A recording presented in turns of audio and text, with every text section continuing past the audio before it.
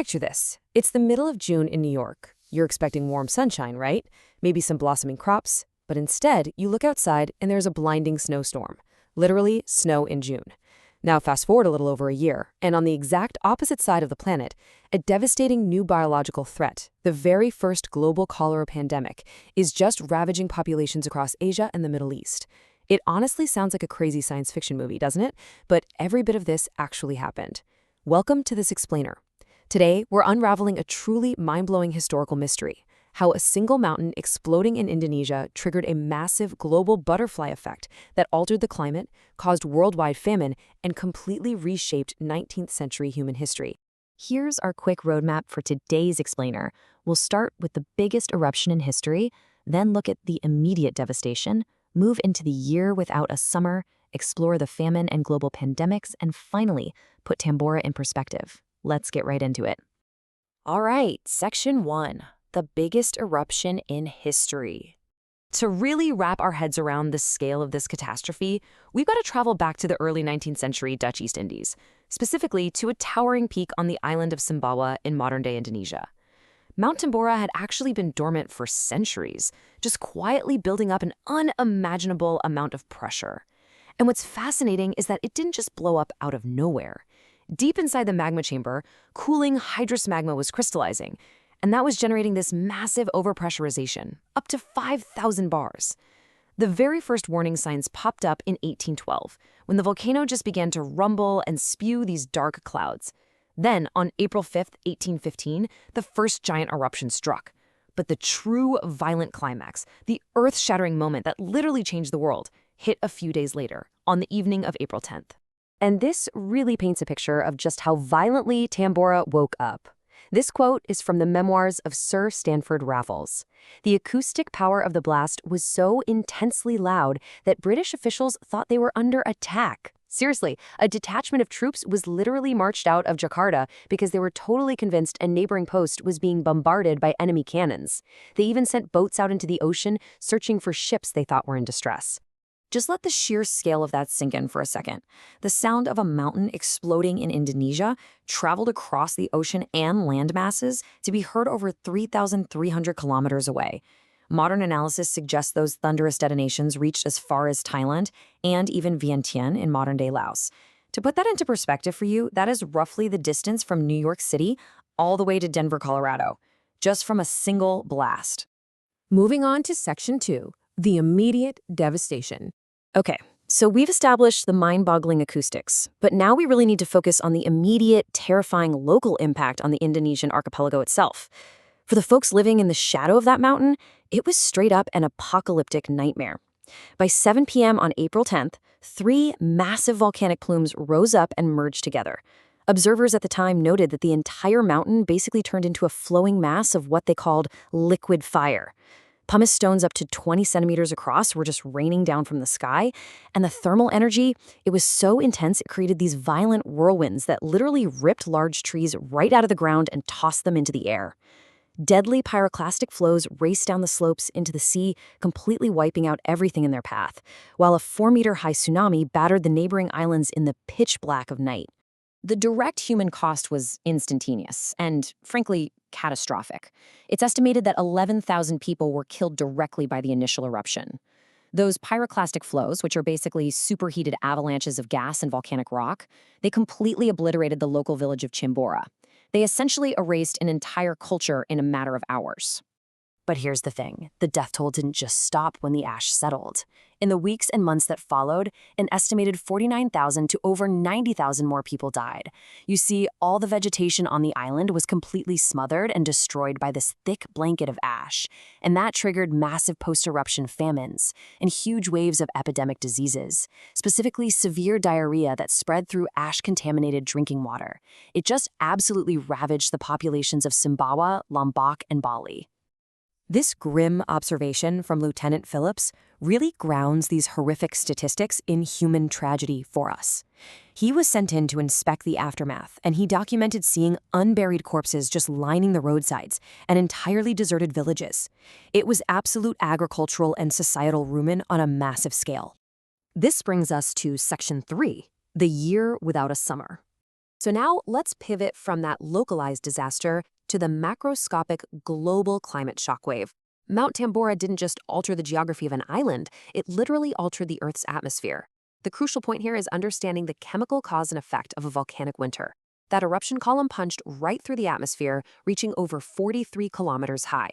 And it injected anywhere from 10 to 120 million tons of sulfur straight into the stratosphere.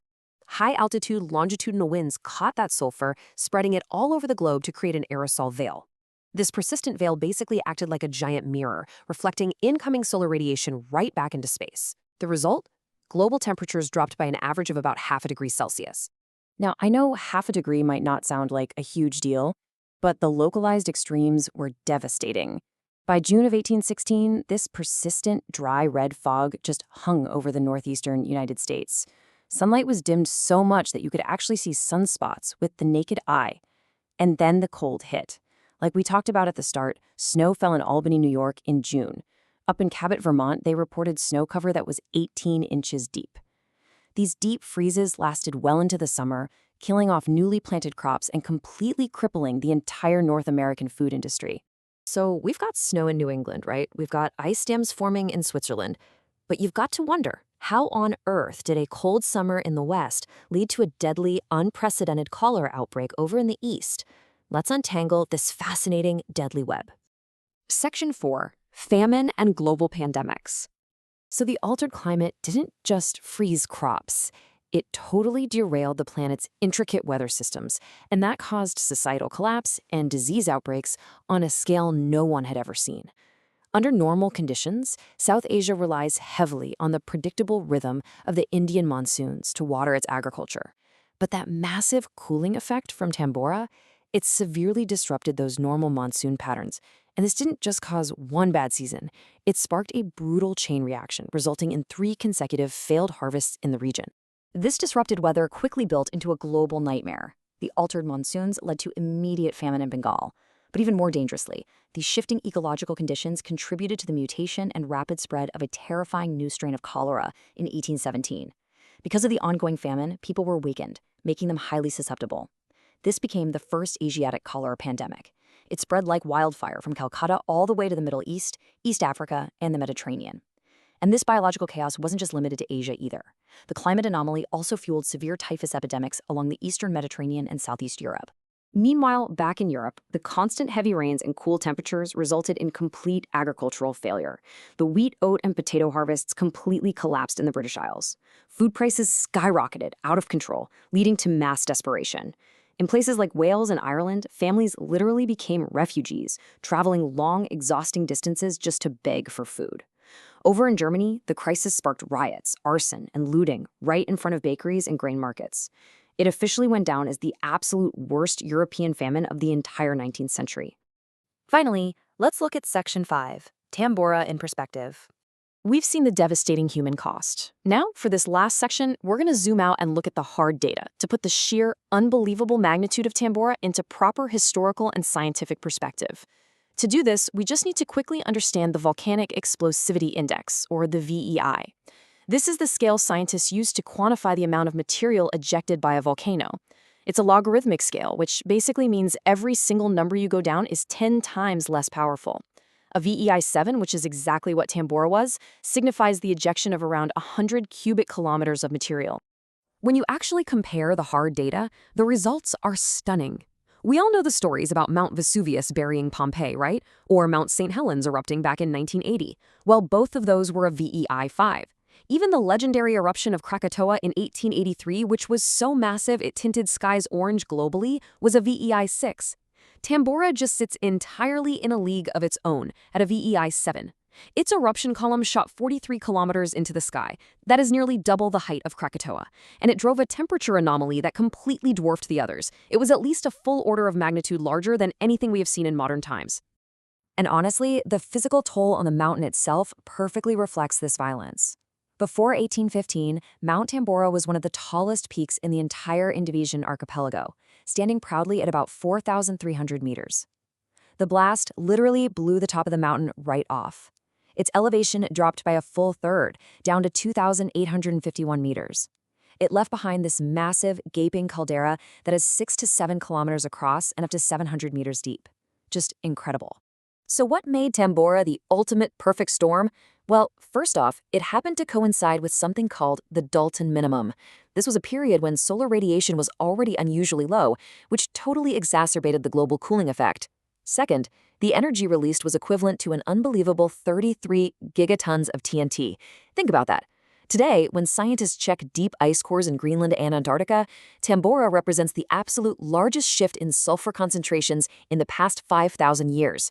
To this day, it remains the most recent confirmed VEI-7 eruption in all of human history.